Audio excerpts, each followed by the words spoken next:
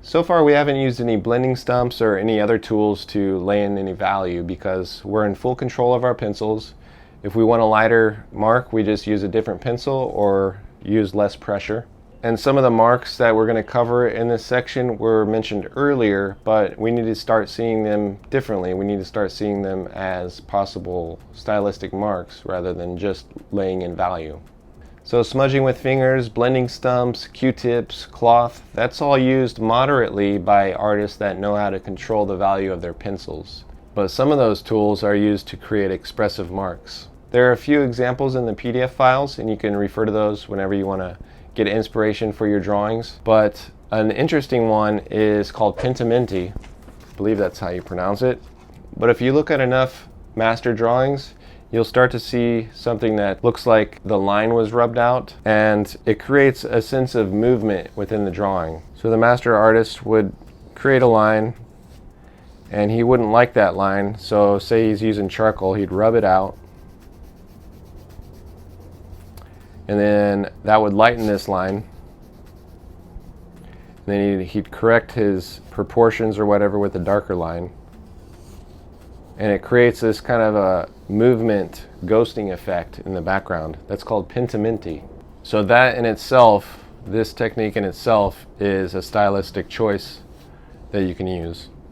And it can be done on purpose or just as a correction to your drawing, but you can, if you're laying in something, a shape, and you want to correct it,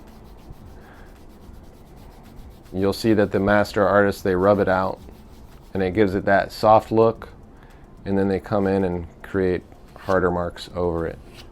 So you get that kind of fresh, fast, spontaneous mark. Okay?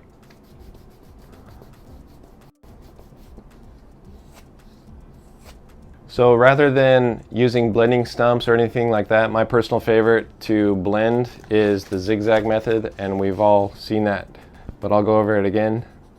And that's just laying down an even amount of value and keeping your wrist firm and just moving your arm and going back and forth. And you get this smooth value. Masters would use that in combination with other techniques. Like hatching. Say you want to create the zigzag mark, you can also hatch on top of that to create stylistic marks. Okay? Add more value, create more marks.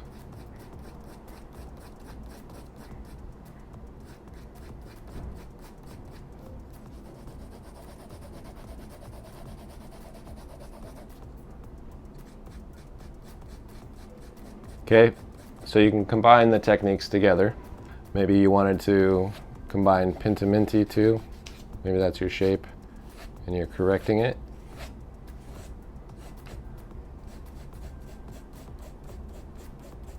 You can also cross hatch, just going the opposite direction of the hatch lines. Keep your wrist firm if you can. Right now I'm kind of moving my wrist because I don't want to flip the paper, but keep your wrist firm, move your arm, and you'll create that nice stroke instead of something that's jagged at the end. Okay, there's the jagged mark. You can also add stippling. Stippling is when you add a lot of dots and it creates a value, whether they're close together or separated.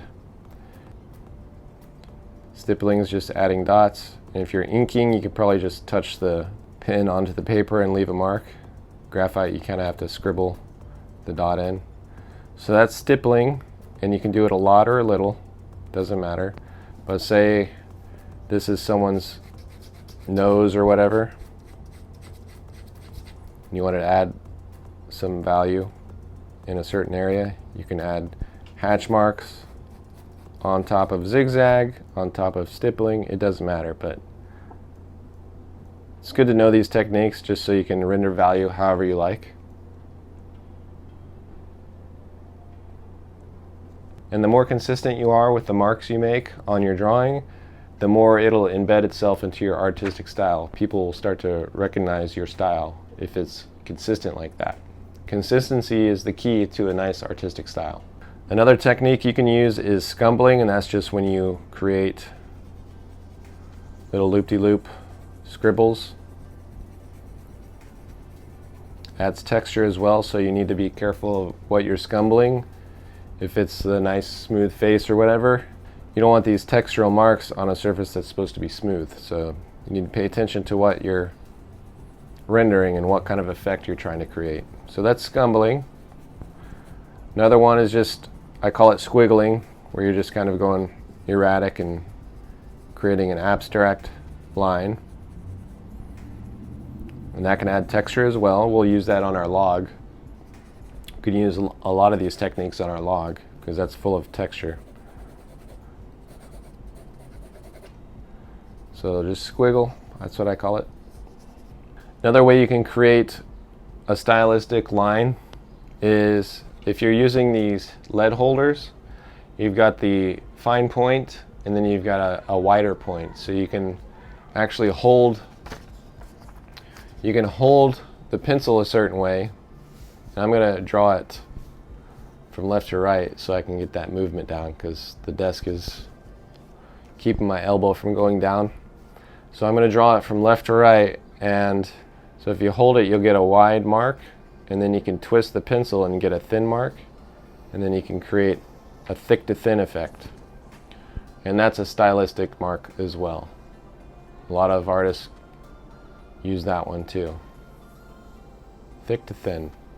It's really nice looking, especially if you're really good at creating gestural figures, quick sketches. It's a nice line to use.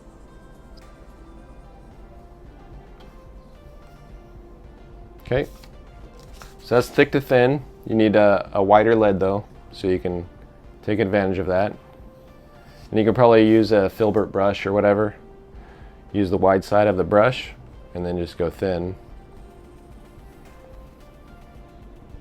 Okay, all right, so that's basically the stylistic marks we can incorporate in our drawing if you want. But for this example, we're just going to keep it with the zigzag and a couple more textural marks on the log and things and the grass and stuff. Okay, and then you can choose to rub out, use blending stumps, whatever you like as you draw. All right, so go ahead and use the reference material in the PDFs. Check out those examples of the master artists. And in the next step, we're going to start the rendering process. We're going to learn a little bit more about rendering.